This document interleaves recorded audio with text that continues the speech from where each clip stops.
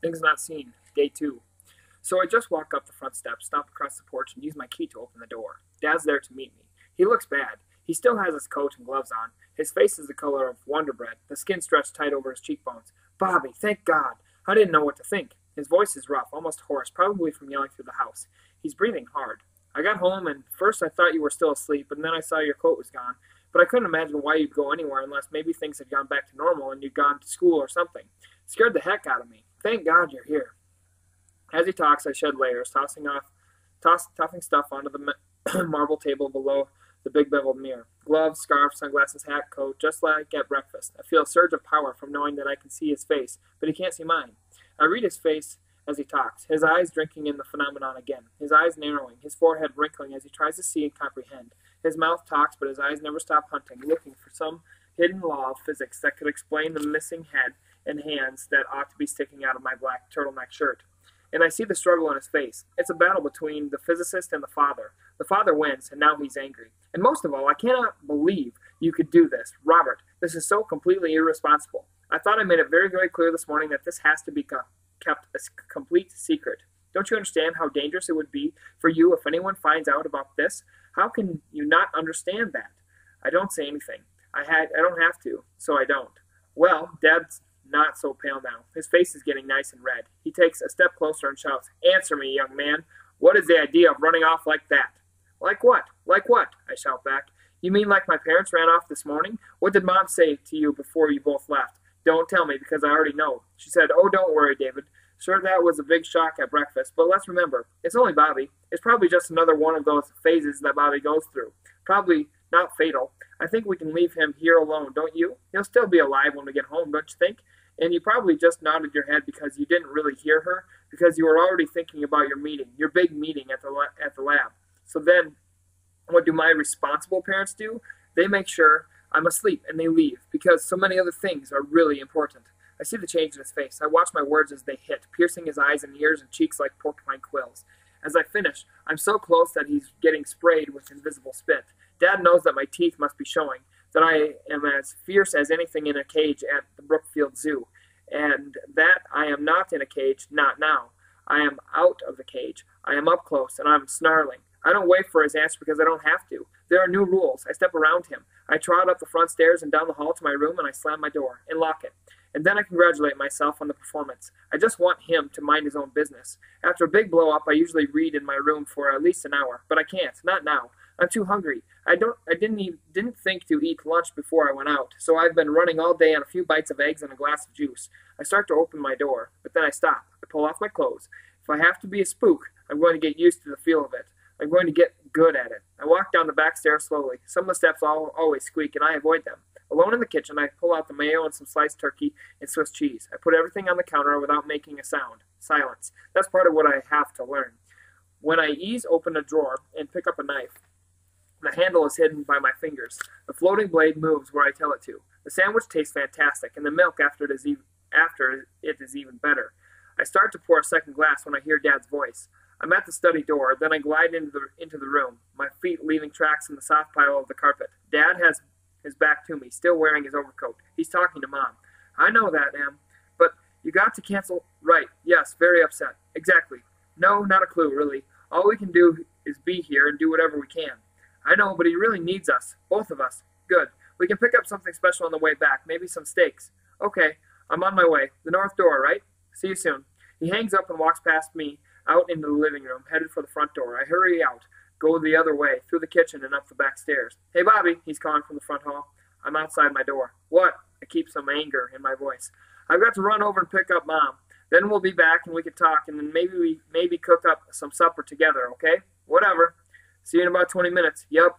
And then the front door opens and closes and the car outside, and then it starts outside, and then it's quiet. Back down in the kitchen, I finish pouring my glass of milk, grab the Oreos from the pantry, and walk to the TV room. The couch is cold, brown leather, so I wrap myself up in a fleece blanket before I sit down, and punch the remote. It's Gilligan's Island on Channel 9. On Gilligan's Island, everything is safe and predictable. The professor is being smart, and Gilligan is being stupid. It's so comforting. The cookies and milk have filled me up, and the fleece blanket is warm, and the couch is comfy. I don't know why the skipper has to talk so loud. He's practically shouting, and he's wearing a green sport coat, because it's not the skipper. I've been asleep for almost 2 hours. Good evening, and welcome to the WGN News at 6. We have a breaking story about Juliet Connors and the WGN Chicago road crew. Live at the scene, Juliet. The camera's not very sturdy, and my eyes are half open. The reporter's wearing a yellow parka with the hood down. She's trying not to squint into the bright lights. Her breath is a white cloud in the cold air. Tom, I'm here at Hyde Park, where there's been a 3-car accident. The driver of this Jeep Cherokee apparently did not see the red light at this busy intersection near the University of Chicago. He is in police custody, although he has not been charged at this time. This Ford Taurus was struck by the Jeep and then apparently spun around and was hit again by a 3rd car. As you can see, the Taurus has been pushed up onto the sidewalk by the force of the multiple impacts. 10 seconds. 10 seconds ago I was asleep, arguing with Skipper and Marianne about what to have for dinner. Now I'm sitting up staring at the TV. I'm having a hard time breathing. The reporter keeps talking. The driver of the 3rd car was not hurt, but both the driver and the passenger in the Taurus had to be removed by ambulance. At this hour, they are reported in serious condition at Presbyterian St. Luke's. This is Juliet Connors, and we'll be back later in the hour with a live update from the WGN road crew. I'm having a hard time breathing because of the car. The Ford Taurus on the TV, it's our car. Chapter 5, Wreckage. The doorbell rings. So does the phone. I choose the door. I drop the fleece blanket in the living room. Up close to the front door, I can see through the edges around the frosted glass design. It's almost dark, but the porch light is on. It's 2 cops, a man and a woman. They're here to tell me about the accident, about Mom and Dad. The woman officer leans over and pushes the doorbell button again. I stand still. I'm in no condition to talk to the police. They wait, rocking on their heels the way cops do. Then the guy says, "Let's go." Mrs. Trent from the next door stops them on the sidewalk by their squad car. She wants to know what's going on. She always has to know everything that happens in the neighborhood. I can't hear what they're saying. My chest feels like someone is squeezing the air out of me. On the way back to the TV room, I pick up the blanket. I sit down at one end of the couch. There's sweat on my face. The phone. It's ringing again, but it sounds far away. I lean over and grab it on the 4th ring, then wait for the answering machine to stop. Hello? It's hard to breathe. Yes, may I ask who this is? It's a woman's voice. There's lots of noise and loud talking around her. This is Bobby. The news guy in the green sport coat is still yelling, so I punch the remote. Bobby, are your parents Emily and David Phillips? My throat is tight. I take too long to answer. Bobby, are you Bobby Phillips? Yes. Is this about the accident? Yes, it is, Bobby. This is Dr. Fleming, and I'm calling from the emergency room at Presbyterian St. Luke's Hospital. Your parents were hurt in a car crash, but they're going to be all right. You don't have to worry about them. There's nothing to be afraid of. Nothing to be afraid of. I'm shivering, shaking. Nothing to be afraid of. The lady keeps talking. Your mom has a concussion and a broken nose, but she was able to talk with me, and she gave me your name and number so I could call and tell you what's happened. Your dad is already in the operating room because his left arm and his right wrist were hurt. My guess is that both your parents will be here for at least 3 days, probably longer for your dad. Bobby, your mother told me that you are 15. Is that right? The whole room is spinning. I hang on to the phone with both hands so I won't get down or get thrown out against the walls. The lady is patient. You're 15. Is that right, Bobby? Yes. The thinking is almost harder than the breathing. And you are there alone, and you have no one over 18 other than your parents who live there, right? Yes. Then I want to be sure that you've got somewhere to stay for the next few days until one of your parents is well enough to come home, or some adult could come and stay with you there. Are there any relatives or friends I should call for you? Or would you like to call someone and then get back to me here so I can have your mother approve the arrangements? In a case like this, with a child at home, we have to be certain you're being cared for. The room is still spinning, but I'm listening too. And now I have to think and plan. I can't go visiting. I can't have a relative or anyone else hanging around, but Mom knows that, or at least she did before that big red Jeep beat her up. Could I talk to my mom? No, I'm sorry, not for at least an hour or two. We need to get her comfortable. She's stable right now, but we need to be sure everything's all right. And I'm sure it is. Your mother suggested that you might call your Aunt Ethel. Does that sound right to you? I think a second, and then I say, yeah, I guess I should make a couple of calls, and then call you back, okay? Then I say, my dad? He said he's going to be all right too? Well, he's not going to be playing any tennis for a while, but he'll be up and around, maybe even back at work in a week or two. Both your parents are very fortunate to be alive. After a quick pause, she says, so let's review, Bobby. Both your parents are here at Presbyterian St. Luke's. They're both going to be fine, and I'm Dr. Sarah Fleming, and you're going to call me back here as soon as you get something arranged with your Aunt Ethel or someone else, right? Yes. Do you have a pencil? I'll give you my number. When I have a pen and paper, she says the number. It's 6:15 now, and I'll be here until midnight. Try to call me no later than 8 o'clock, all right? If I'm not able to get to the phone when you call, leave a message and I'll call back. She pauses, then says, "Are you going to be okay about all this, Bobby?" Now her voice sounds more like a mom than a doctor. The room is slowing down and I've stopped panting. "I'm okay. Tell them that I'm fine, and tell my mom and dad that I'm sorry about that they're hurt." I put the phone down and struggle to stand up, hugging the blanket around me. I pace up and down in front of the couch a few times, then I make myself sit down and again to think. Aunt Ethel. I have to hand it to Mom. Even in the emergency room, she knows how to put a good story together. It must be from reading all those novels. Aunt Ethel is real, but having her be my babysitter, that's pure fiction. Aunt Ethel lives in Miami. And then I remember school, my school. Mom called them this morning and said I was homesick. That was the first lie. And now I've got to pretend to have a babysitter. I've got to call that doctor back in an hour or so and tell some more lies. And won't she want to talk with Aunt Ethel? And what happens if the people at school hear about the accident? Will they send somebody over to my house to make sure I'm okay? And will the cops keep coming back? I've got to make decisions. The winter sun is setting and the house is almost dark. There's only the flickering light from the TV. I'm sweating invisible sweat. I'm sitting on the couch wearing nothing but a blue fleece blanket, and no one is coming home for dinner, or bedtime, or breakfast. On the silent TV, a beautiful, happy family is sitting around the kitchen table. They're laughing and smiling as they eat. They're all in love with oatmeal. My family's not on TV. My family's messed up, and I'm probably the most messed up of all. I make my first decision. I've got to go see Mom and Dad, because that's what you do if your family gets in a car wreck, right? You go and see them, because they're your family. Chapter 6, Visiting Hours. The cab ride to the hospital is something I want to forget. The cab driver didn't want to let me in his car. It was probably the sunglasses that scared him, sunglasses after dark.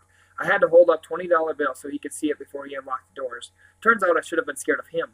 The guy's probably a stunt driver for the movies, the kind they hire when they want 6 near misses every 15 seconds. I get out at the visitor's entrance, glad to be alive. Walking into a hospital isn't like walking into a library. At hospitals, people really look at you. And after dark in Chicago, the place is loaded with cops, and cops look at you extra hard. The lady at the visitor's desk has a giant hairdo, and she doesn't smile. My dark glasses bother her, too.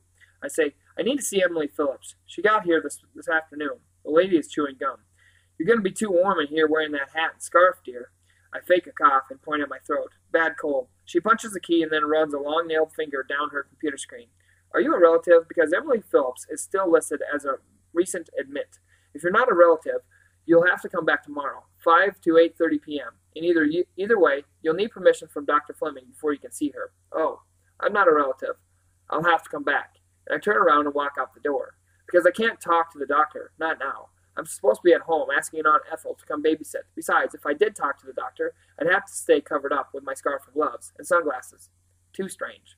Part of me wants to give it up, go home. When that doctor called, she said they were fine. But doctors always say that. People die in hospitals, even after the doctor tells you they're fine. This thought gives me a chill that settles in the pit of my stomach. Then, standing there outside the visitor's entrance, I see the sign pointing to the emergency room, and it hits me. That's where the ambulance brought Mom and Dad. I start walking, then pick up the pace until I'm almost running, because the ER must keep admittance records, right? I don't need some doctor's permission to see my folks. I just need information. The emergency room is at the far end of the building. 2 fire department ambulances have their lights flashing, and 2 teams of nurses and doctors are scrambling to get some rolling stretchers through the big center doors. When I walk in through a side entrance, no one even glances at me. The smell. That's hospital smell. It's much stronger here than it was in the reception lobby. It makes me want to turn around and get back in a cab. But I don't. What I need is a room number. But no one's going to give it to some kid wearing a hat and gloves and sunglasses, so I head down the hall around a corner. It's quieter here. The rooms on either side of the hall have 2 beds each. White curtains hang from the ceiling tracks. Some patients have them open, others have the curtains pulled around their beds. I pass 8 rooms before there's an empty one. No one sees me duck inside and close the door to room 1007. I pull the curtains around both beds. The little bathroom has no lock on the door, and there's a button to push if you need help. Like maybe if you run out of toilet paper? For the second time today, I take off all my clothes and wrap them in my coat, but there's no place in this bathroom to hide them. Out in the room, I pull back the curtain on the bed farthest from the door. I use my clothes to make a shape that looks like a person lying under the thin blanket. There's a clipboard chart with a ballpoint pen hanging on a hook at the end of the bed, so I write Christopher Carter in the space for the patient's name. That's the name of my science teacher. He smokes, and a week or 2 here would probably be good for him. A few check marks and initials on the chart to make it look official, and then I'm out into the hallway. I stop and look around. I want to be sure I can find my way back to room 1007. The hospital is warmer than the library was, but the tile floor feels cold anyway. Then, when I go back through the doorway into the emergency area, there's a blast of Arctic air because the big doors are open again. This is a bad place to be a spook. Too many people, and they're moving around too fast. Noisy drunk weaving around with an ice pack over one eye, and orderly pushing a very pregnant lady in a wheelchair, a trotting nurse with a bag of blood in each hand, 3 close calls in the first 20 seconds. All I need is two room numbers. Then I can get out of here. There's a counter off to the side. It's staffed by 2 young women, one in either end. The one wearing green is using a computer, and the one in blue is talking on the phone. In the center of the counter, there's a clipboard. It's a form. Time, patient, insurer, admitting doctor, room number. I have to read upside down because clipboards are not supposed to twirl by themselves. The handwriting is rotten, but I see what I need. It's near the top of the sheet. 4:57 p.m. Emily Phillips, Blue Cross, Dr. Fleming, 5067.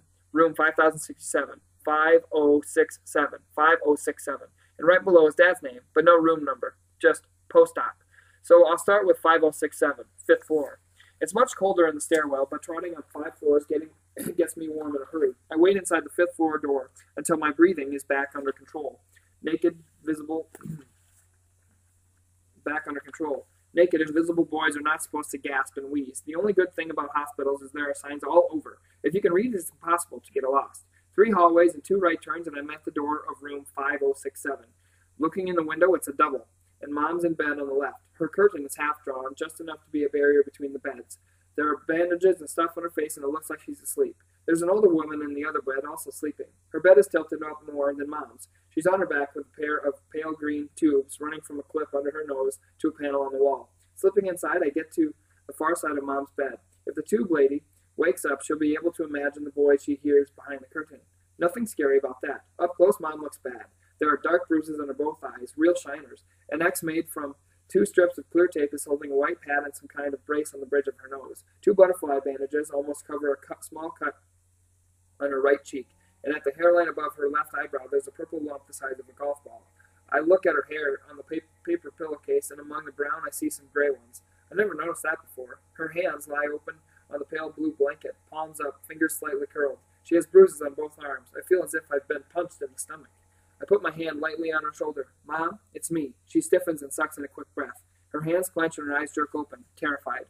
I pat her shoulder. Mom, it's all right. It's me, Bobby. I'm here. I came to see you. She reaches for the hand on her shoulder, and I give it to her. Her head turns towards me, and I can see her eyes now. The pupils are wide and dark, scanning. Bobby? How? Her voice is cracking. I reach for a plastic cup on the bedstand beside her purse. Here, have some water, Mom. She lets go of my hand, drains the cup, gives it back, and then holds her hand up until I take it again. I hear voices in the hall, but they pass the door and fade away. She's whispering, How did you get here? I've been going crazy with worry. Have they told you about your dad? The doctor called me at home, and I just bundled up and took a cab. They didn't want to let me come see you, but I ditched my clothes downstairs and came up anyway. So, did you see Dad's arm? She nods, and it hurts her to move. His left arm was a mess, but the doctor says it looks worse than it is. Her eyes fill with tears. But what I'm most worried about is you, Bobby. We didn't mean to leave you alone. I mean, we did, but it wasn't like we were ignoring you or forgetting about you. I squeeze her hand. I know, Mom, I know. Her eyes keep trying to see me. This happening to you, Bobby, it's a shock for us, just like it was for... No warning, the door swings wide. 3 people walk in, led by a short woman in a white coat who's finishing a sentence. That's the greatest concern at this point. Mrs. Phillips? Good. I'm glad you're keeping yourself awake. All bright and cheery. I drop to my knees and scoot under the high bed. From what I can see, it's 2 women and a man. I know the doctor's voice. It's the lady who called me at home, Dr. Fleming. Mom says, Has there been any word about my husband? I can hear the strain in Mom's voice. She's worried these people are going to bump into me. The lady doctor has a kind voice. I knew you'd want to know about Mr. Phillips, so I had one of my interns call downstairs and check Dr. Porter. The man is standing near the foot of the bed. He's wearing brown shoes. It would be so easy to tie those laces together. He shifts his weight and clears his throat. Well, the operating nurse said that the surgeon was very happy with the way things went. Apparently, the force of the impact from the left caused a compound fracture, which means that the bone fragments... Yes, that's fine, Dr. Porter. Dr. Fleming cuts him off. All we need to know is that things went very well and that her husband is going to be right as rain before we know it. I think you can rest now, Mrs. Phillips. If your head starts hurting again, ring the nurse and someone will come right away. In the morning, we'll take another look at your nose. Now, don't worry about a thing. There's nothing to be afraid of. Is there anything else we can get for you? A pause. Then Mom says, What we talked about earlier, about my son Bobby. Well, I've heard from him, and his Aunt Ethel is going to be able to take care of him until I get home. You've heard from him? Dr. Fleming is annoyed. I told everyone that you were not to be disturbed. Who brought you the message? Mom pauses again, but I'm probably the only one who notices. No one brought a message. He called himself. My cell phone is there in my purse. Ah, yes. Now the doctor's voice is smiling. The cell phone. It's impossible to be out of touch these days, isn't it? Well, I'm glad that's settled. Your son was a little shook up when I called with the news, but he snapped right out of it. Sounded like a great kid. He's a wonderful boy, and thank you for calling him. You're very welcome. You've got enough to think about without worrying about your son. Now, you get good rest, Mrs. Phillips, and I'll see you tomorrow. Like a drill team, 3 pairs of feet turn and march out the door. I'm glad to stand up because the way I had scrunched up my legs under there were starting to make my toe hurt. I say, very smooth, Mom, about Aunt Ethel. My mom grins, then grimaces from the pain. It seemed like an easy way to get that issue settled. And I really do have my cell phone, so there's no excuse for you not keeping in touch with me. All the time, her eyes are searching in the air for me. Her eyes get watery again, and she says, I can't get used to this. I hate not seeing your face. I haven't seen Mom all soft and weepy like this since my first trumpet recital back in Texas. She loves music. We both do. Dad listens and enjoys the sound waves, but Mom really hears the music. She waves her hands around, a motion that includes the room, the hospital, the whole day. It's like a bad dream, all of this. I nod in agreement, even though she can't see me. Tell me about it. Do you know where Dad is? I should go see him, too. Mom shakes her head. He's in no shape for company, Bobby. He probably won't even be really awake until tomorrow sometime. Then it's like somebody flipped a switch, and the old mom is back giving orders. Hand me my purse. She opens it and digs out a billfold. She finds 3 $20 bills and holds them up for me. This is all I have with me, but it should be enough until I get home. I don't think they'll keep me here long. Also, there's plenty of food in the pantry because we just got a delivery on Saturday, 3 days ago, a million years ago. There should be a line of cabs down in the circle by the front entrance. Choose the nicest taxi, Bobby, one of those big ones, and go right home and be sure to set the alarm the minute you're there, all right? While she talks, I'm rolling the bills into a tight cylinder, and Mom's watching me. I close my hand around the cash, and it disappears, ready to be carried away. I open my fingers, and the money roll reappears. Mom's eyes follow the floating dollars as she keeps talking. I hate you being home by yourself, but there's nothing we can do about it, and tomorrow I'll have your dad call if he can. And you can call me if there's any problem, or if you want to just talk, okay? Yep, I'll be fine. I don't sound very sure about Death, and I don't want her to worry, so right away I say, well, like Dad said, there has to be some reason this has happened, something that caused it. I know we can figure it out, or maybe we could just open a circus and get really rich. That makes her smile, and again I remember that smiling hurts her. Seriously, Mom, I'll be all right, and I'll call you when I get home, okay? She nods and holds up her right hand for me, and I take hold of it again. Now give me a kiss if you can find a spot that's not bruised, and I do, and then I let go of her hand. See you, Mom. I'll be home in just a few days, Bobby. I've got the door open now. The old woman in the other bed is wide awake. Her tubes flop around as she looks from the door to the curtain around Mom's bed and then back to the door. She's confused, and she has a right to be. Mom is looking at the door, too, leaning forward as I start to leave. And Bobby, yeah? Thanks for coming. Sure thing, Mom. Bye. Chapter 7, First Night. Working my way back to room 1007, getting into my clothes again, walking around to the front of the hospital, finding a nice big cab, just like Mommy told me to, and then running home. All that happens without a hitch, except my toe starts throbbing again. Coming home to my empty house, I've done it plenty of times, but tonight's different. Alone is one thing. Alone at night, all night, that's something else. Dad has some timers rigged up, so a few lights are on. Still, the place looks like a big old funeral home. This kid at school named Russell, his dad runs a funeral home on Kenwood. His family lives on the 2nd and 3rd floor of the place. At lunch one day, Russell tells me that we've got a big cooler down in the basement next to the room where his dad gets the bodies ready. He says sometimes they have 3 or 4 corpses in their cooler at the same time. And then Jim Winrob says that when he slept over at Russell's once, they sneaked down to the basement in the middle of the night and looked at the dead women. After I heard that, I didn't eat lunch with Russell for a month. Stuff like that creeps me out. I don't go in the front door of my house because the front porch has a light that goes on whenever anyone walks up the steps. If I go in that way, I'm almost sure Mrs. Trent would see me. She lives next door, and she sits in her big bay window all day and most of the night. She would see me, and then she would probably waddle over to tell me that the police were here earlier. Mrs. Trent is the nosiest woman on the planet, and it doesn't help that the buildings in my neighborhood are only about 15 feet apart. I let myself in that driveway door on the east side of the house, the sideway from Mrs. Trent. This side faces a big duplex apartment house. It's loaded with college kids. Their place is all lit up, and somebody's music system is blasting away. I wish I was going there for the night. First, before I set the alarm system by the back door, before I turn on any other lights, before I even take off my coat and scarf, I go around and shut all the shades and curtains. If Mrs. Trent gets one look at my empty clothes walking around the house, it'll mean the end of life as we know it. With the alarm set and my coat and stuff dumped by the back door, it's time to eat. I'm starved again. I watch as I feel my hands throw a peanut butter and jelly sandwich together, and I think how I'd give anything for a double cheeseburger right now. Then this thought, unless things change, my fast food days are over. Unless someone else does the buying. Great. I can't even get a Happy Meal unless my daddy or mommy buys it for me. Mom. I grab the kitchen phone and then I grab a paper towel and wipe the strawberry jelly off it. I promised Mom I'd call her when I got home. 1 ring, 2 rings, 3 rings. Maybe she's already asleep or in the bathroom. 4 rings. It's a deep purse. Ringer's probably set on low. 5 rings, 6 rings. Dead? Bad word? I mean, that battery in her phone. Dead battery. Then it goes to voicemail. I try not to sound worried about her, but I am. Mom? Mom, it's me. I got home fine and now I'm fixing some food. It's about 9, I guess. So say hi to Dad and I'll call you tomorrow. Or you can call me. Bye. I've been at home by myself plenty of times, tons of times, but not like this. Never with both my folks away all night, and no one else is coming. I don't like scary movies, especially the kind where people are alone in a big old house, and I've always been a little afraid of the dark, which is not a bad way to be in this part of Chicago. Even with the cops and the university police all over, there's plenty to worry about after sundown.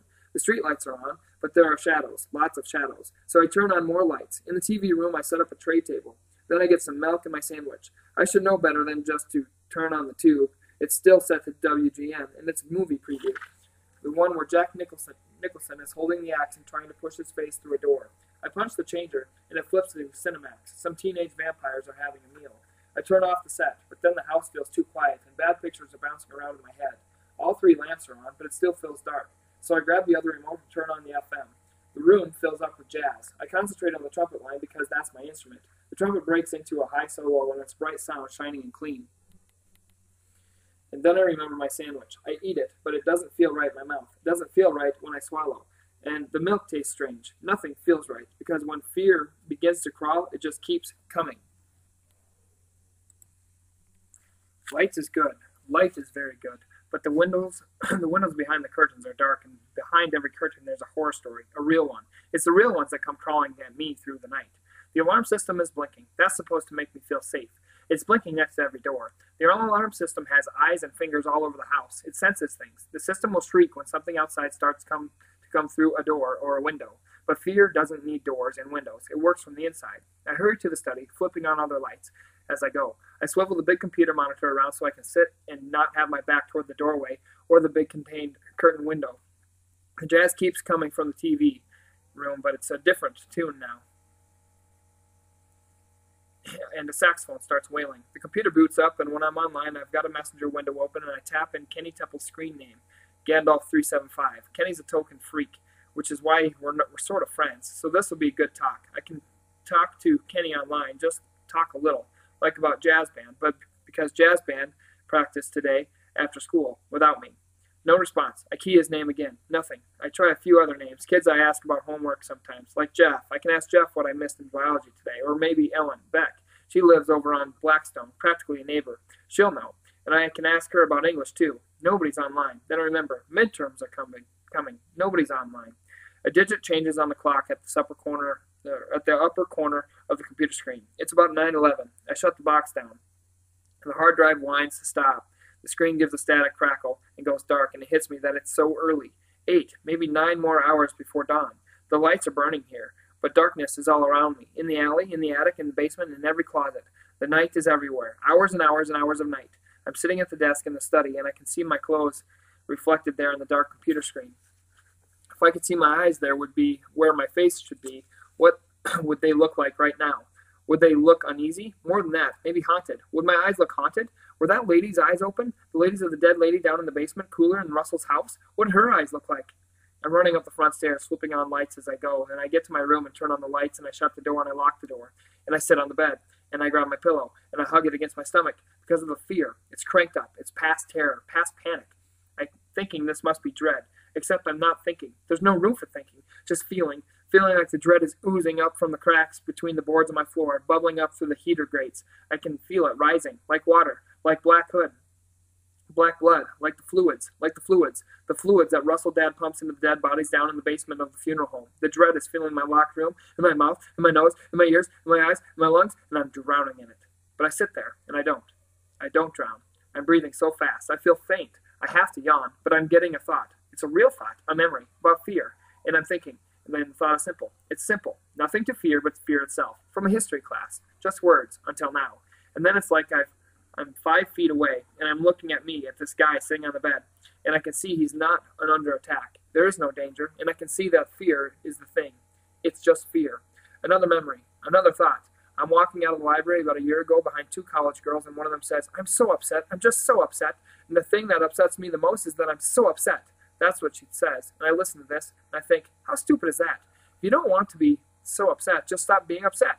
And now it's the fear. It's the same, just like being upset because you're upset.